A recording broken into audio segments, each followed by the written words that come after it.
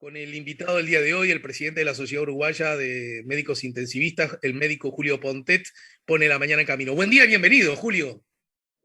Hola, buenos días. Gracias, Alejandro. Buen día para Gracias a todos. vos, gracias a vos por estar siempre a mano. Y bueno, y además felicitaciones en el marco de, de la jornada tan especial que se vivió ayer, ¿no? A propósito de ser un día que por lo menos merece el Día del Médico Intensivista, merece por lo menos una atención especial, ¿no? Así que felicitaciones. Sí, sí, y además con un número significativo porque son Claro. 50 años de la constitución formal de un CTI, por lo menos de adultos, en el Uruguay. ¿Sabés que me puse me descubrí dos cosas? Primero, me llamó mucho la atención de esa fecha, y si bien el 50 luce como un número importante, medio siglo, desde la más absoluta ignorancia, así que te pido un poco de piedad y clemencia. eh, me resultó extraño imaginarme que hace 50 años, yo tengo 56, o sea, el gurí que yo fui a los 5 años, ponele, si hubiera necesitado un CTI, no lo hubiese tenido. Entonces, acá No, te voy a preguntar cosas, ¿no?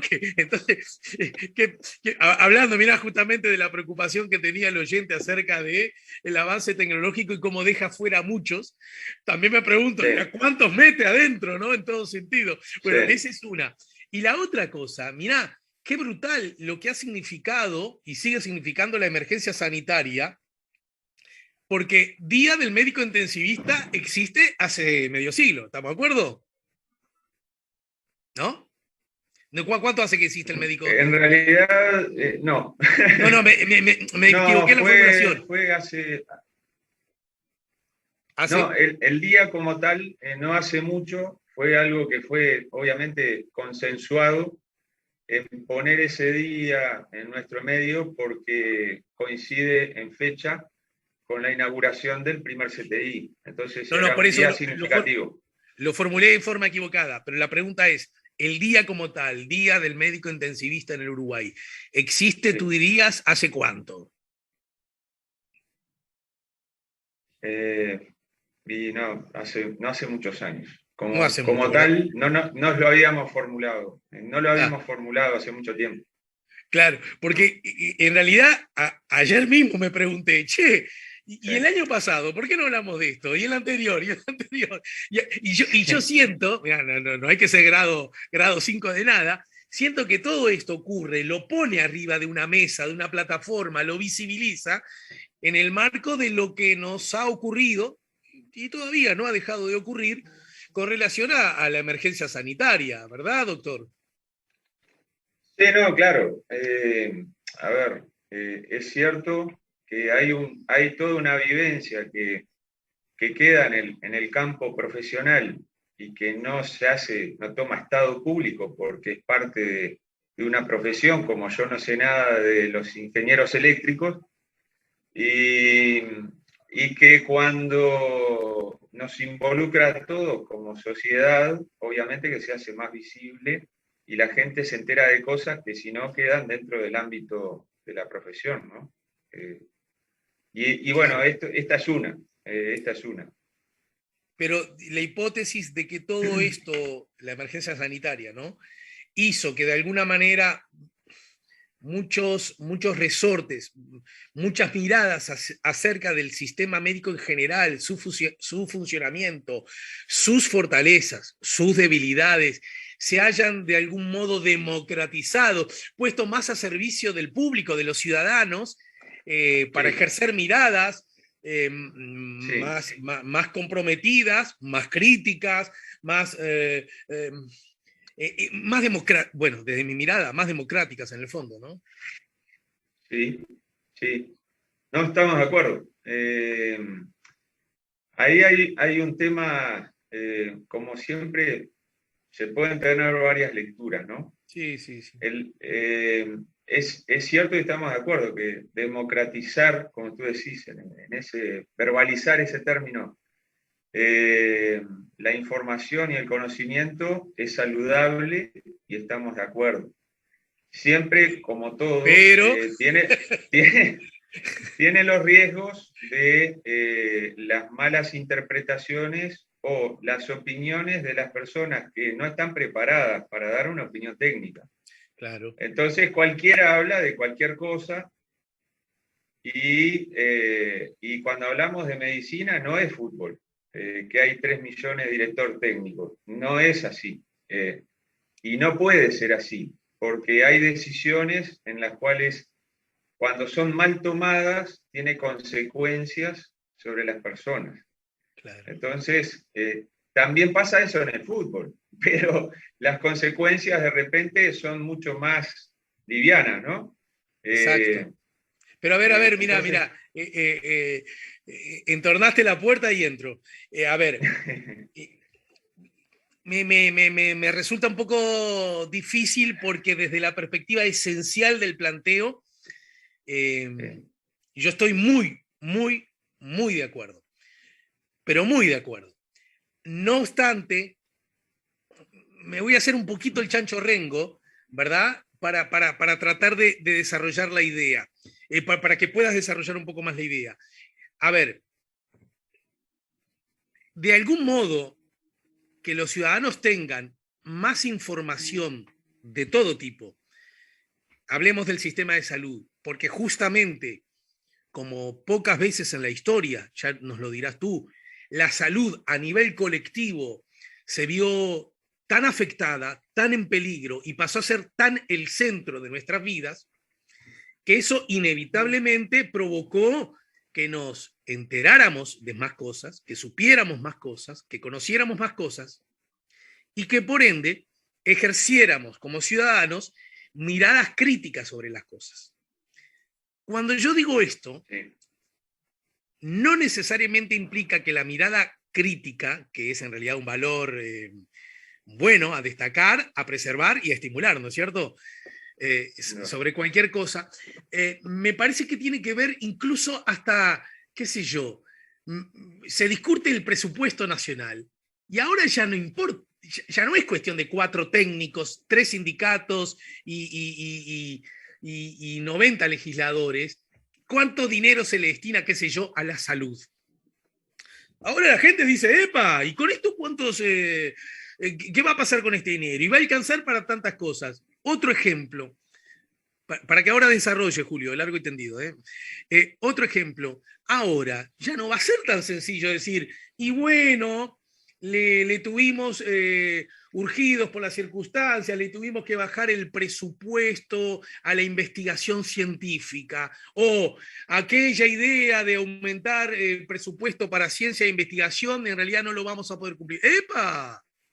Epa, que mirá que fueron los que nos dieron una mano terrible cuando estábamos en el peor momento. Así que desde ese sentido yo lo veo como un empoderamiento desde la ciudad, chance de empoderamiento, ahí está, chance de empoderamiento, que me parece que es algo que puede ser bueno, grato e incluso aliado para la histórica reivindicación, por ejemplo, de los médicos, ¿no?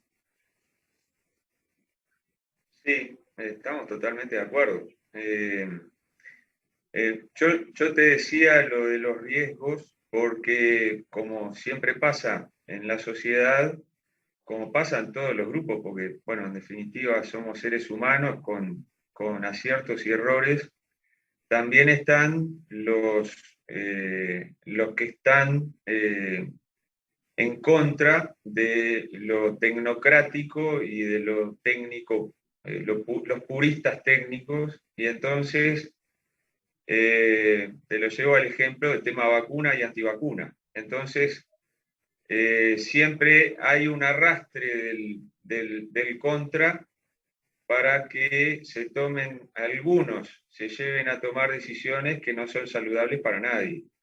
Pero lo que tú lo tomabas en otro punto de vista, que es, entiendo yo, por lo que escuchándote, el camino más de la transparencia Claro. en la información, que es obviamente que es saludable, y, eh, y en el conocimiento en sí mismo de cuál es ese mundo de lo científico y de lo médico, y por lo tanto la gestión de eso, de los bienes, de las estructuras, de los planes, para el presente y para el futuro. Entonces, que eso esté más en el conocimiento y arriba de la mesa de cualquier ciudadano, obviamente que es saludable, ¿no? Hubo un momento No hay ninguna duda de eso. Quizás en el tramo más crítico de la emergencia sanitaria, donde los CTI estuvieron al borde de, porque hasta para eso hubo dificultades de qué palabra utilizar, ¿no? Mira, yo te lo resumiría, porque si no siempre no salimos de ese círculo, pero técnicamente hablando se satura un CTI y se colapsa un sistema de salud. Entonces, yo usaría el término saturación para un servicio, para un hospital, un CTI, y usaría el término colapso en una visión global sistémica. Tuvimos saturación hasta en 20 CTI al unísono, de 54 que tenemos, pero no tuvimos un colapso del sistema en el sentido de que quedaran pacientes en la calle esperando para ingresar a CTI. Esos fueron los hechos. Después cada uno le puede poner si eso fue lo suficientemente bueno o no. Creo que fue mejor, a ver, cuando uno habla de malo o bueno, tiene que tener un estándar de comparación, porque si no, que nos quedamos dentro del campo de la subjetividad. Lo mismo que el lindo o feo. Entonces, ¿cuál es el estándar de referencia? Entonces, la primera cosa, no hay estándares de referencia en una pandemia, porque es un evento sin precedentes. Nuestros estándares de referencia se fueron haciendo sobre la marcha y en la experiencia de otros países que nos precedieron en los fenómenos de la pandemia. Entonces, estuvimos mucho mejor que muchos países y algo peor que otros países. En el balance, creo que quedamos bien parados cuando uno saca números, es decir, bueno, la mayoría de los países, muy pocos países, van a terminar con números mejores que nosotros de esta pandemia. Eso es un evento objetivo. ¿Se pudieron haber hecho mejor las cosas? Probablemente sí. Bien. Bueno, y acá arriba de la mesa surge la otra mirada que siempre tenemos que tener acerca de todos, ¿no? Es decir, nuestro parámetro comparativo debe ser qué tan bien o qué tan mal lo hemos hecho con relación a otros, o qué tan bien o tan mal lo hemos hecho con relación a lo que pudimos haber hecho, ¿no? Porque podríamos llegar a la paradoja de que, y para no correr riesgos de malas interpretaciones, salgamos de este escenario, ¿no? Salgamos de la emergencia sanitaria, salgamos de los CTI. Podemos correr el riesgo de ser los peores de la clase y no obstante, estar conscientes de que hemos hecho nuestro máximo y supremo esfuerzo. Ahora en los Juegos Olímpicos me parece que queda claro ese tipo de cosas, ¿no? O al revés, Sí. pudimos haber nos pudimos haber colgado la medalla de oro y no obstante tener la certeza de que pudimos haberlo hecho incluso mejor. Sí, en realidad, como te decía, a ver, cuando se habla de calidad en salud, siempre se mide, hay dos dimensiones de calidad en salud. La calidad medida con indicadores objetivos, habitualmente numéricos, determinados indicadores estructurales, como tanto se habló en la pandemia, el número de camas, la relación entre las camas y el número de habitantes. Se puede hablar mucho de eso y compararse con otros, específicamente en CTI, y hay recomendaciones internacionales. Se puede hablar de determinados procesos. Dentro de los procesos en CTI, el proceso de coordinación entre los distintos servicios, por ejemplo, el traslado de pacientes. Si un CTI estaba saturado, que ese paciente de inmediato fuera derivado a otro lugar para que no perdiera tiempo. Y después están los resultados. Entonces, en los resultados entra cuántos enfermos tuvimos, cuántos se evitaron, cuántos murieron. O sea, son distintas dimensiones de lo que se puede medir. Y después esas serían las dimensiones objetivas de la calidad. Después está una calidad que entra en una dimensión subjetiva y es lo que se llama la calidad percibida. Y es la calidad que es medible por la opinión. Ahí es cuando entran las encuestas de opinión y las encuestas de satisfacción. Entonces ahí entras en un ámbito subjetivo, pero también medible, porque las encuestas de satisfacción son cada vez más importantes en cualquier emprendimiento, ¿no? No solamente dentro de la salud, sino también fuera de la salud. Porque en mi caso, el usuario, el enfermo, pero no solo el enfermo, el que está sano, por eso digo el usuario, debe ser el centro de nuestra asistencia. Y todo lo que se organice alrededor tiene que tenerlo a él como centro. No, entonces el bienestar del sano y la atención del enfermo tiene que ser el centro de la estructura. Entonces, capaz que me perdí en lo que te quería decir, pero cuando hablamos de evaluar, es muy difícil y es, te diría que incorrecto evaluar una sola dimensión, porque ya hablamos de 4 dimensiones, ¿no? Estructuras, claro, procesos, resultados de la enfermedad y además la dimensión subjetiva de satisfacción, si me atendieron bien, si no me atendieron bien, si me demoraron en atender o no. Y ahí incluso lo podés complejizar y hacer 2 caminos, el camino COVID y todas las enfermedades no COVID, ¿no? Entonces,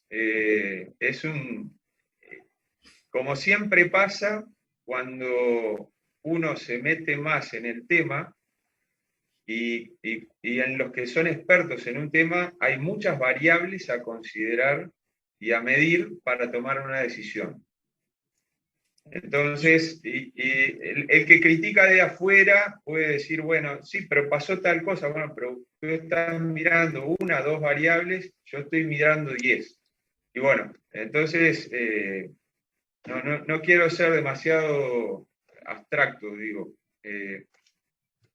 Te doy la derecha al punto que quieras analizar. En todo caso, pasado este momento tan crítico, ¿verdad? Y atentos siempre y expectantes de que puede ser un error serio suponer que inexorablemente esto va a terminar y va a terminar pronto. ¿Hasta ahí voy bien? Como epidemia va a terminar. Yo creo que estamos empezando ya la transición entre una epidemia y una endemia. Bien. Ayer un medio de comunicación dijo que yo había dicho que había terminado la epidemia. La epidemia no terminó. Pero creo que eso es bastante obvio. Pero estamos empezando, porque no hay blanco y negro, no hay un decreto de nadie que diga hoy terminó la epidemia, porque esto es un fenómeno biológico. Entonces, no lo determina ni un decreto ni una normativa, ni un pronunciamiento de un científico ni de nadie, sino que va a haber un proceso gradual, una escala de grises, donde vamos a pasar de una epidemia a algo que en algún momento claramente todos vamos a estar de acuerdo, que quedamos en una fase de endemia, y el COVID va a ser un motivo ahora en CTI ya está siendo un motivo de ingreso esporádico, poco frecuente, igual que otras enfermedades. Para nosotros estamos en el final de la epidemia, pero en el tercer nivel de atención, ¿no? Bien, y en ese contexto entonces, en este momento entonces de transición, para seguirte a vos, nos quedamos con los CTI. ¿Con qué adjetivo que mejor lo resuma? Más sólidos, mejores, muchos más, muchos más, pero menos fortalecidos. Es decir, me gustaría que ahora que las aguas bajan, ¿Qué es lo que el paisaje nos permite empezar a ver? Yo creo que el sistema de CTI en el Uruguay, de medicina intensiva en general, quedó fortalecido. ¿Por qué?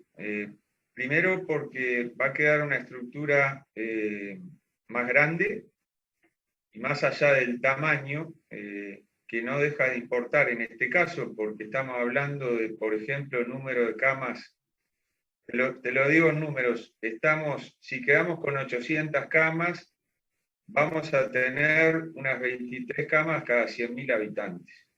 ¿Qué es eso? ¿Es mucho o es poco? Bueno, la OCDE, por ejemplo, que está nucleada Sí. por países ricos, tiene como un estándar de referencia a que el mundo tiene que llevar, incluso se lo ha recomendado a la Organización Mundial de la Salud, el mundo tiene que ir a un valor estándar para las endemias de 16 camas cada 100.000 habitantes. Nosotros estamos por encima de eso y la Unión Europea está en unas 13 camas cada 100.000 habitantes.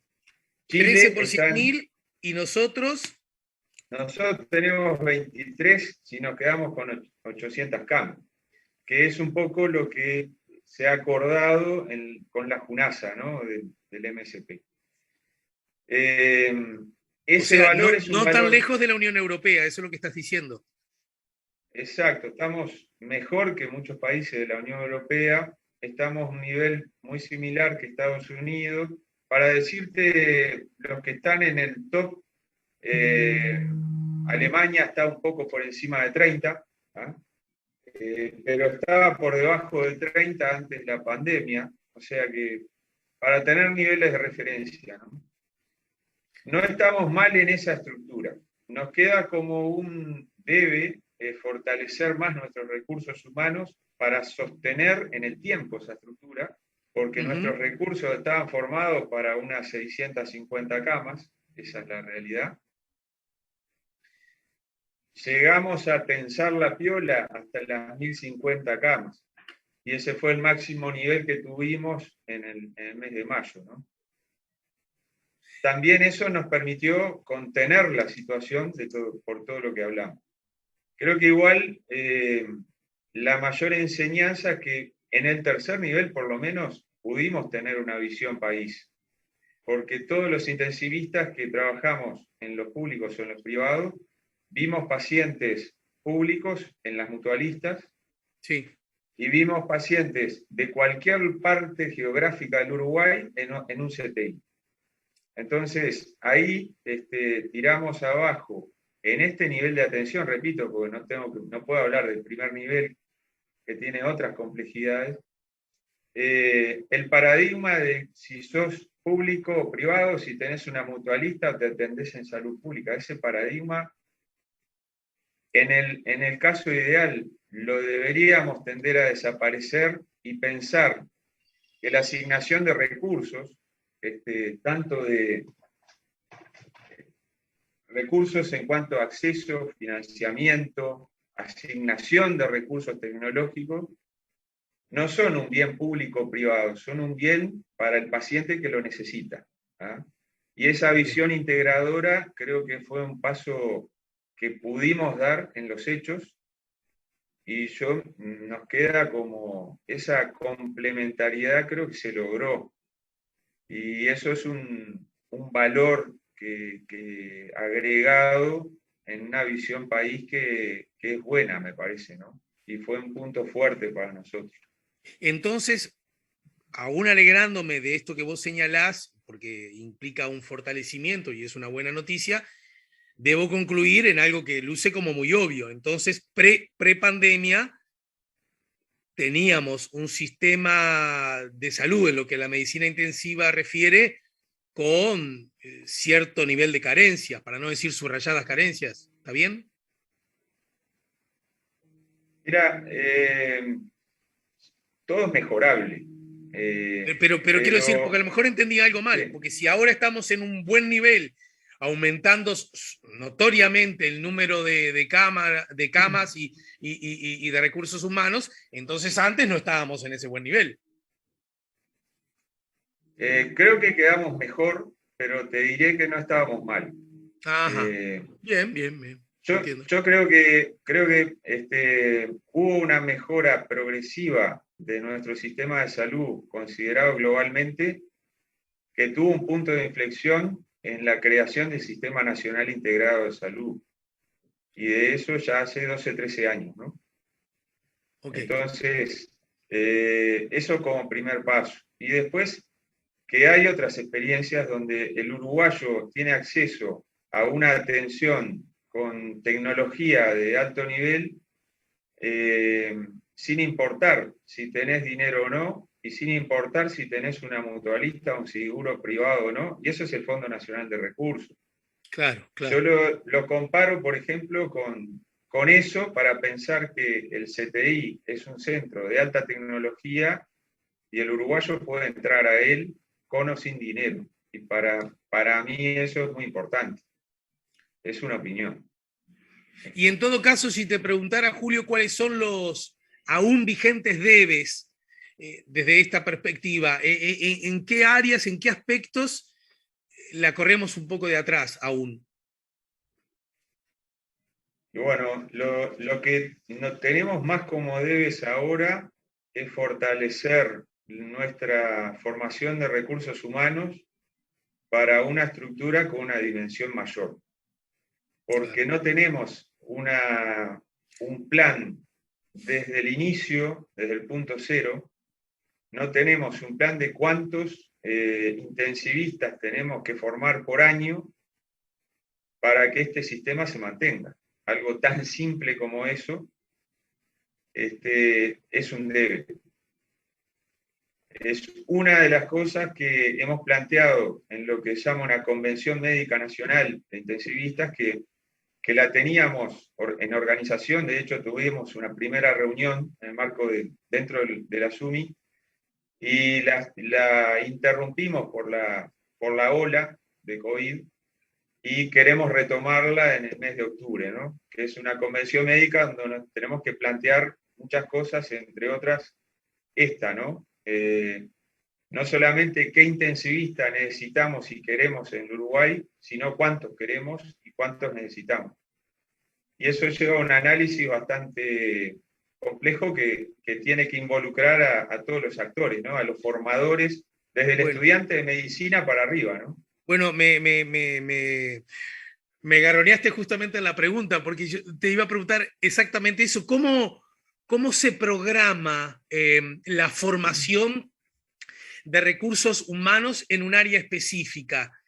Es decir, generando estímulos adicionales para que haya más estudiantes en esa línea, generando...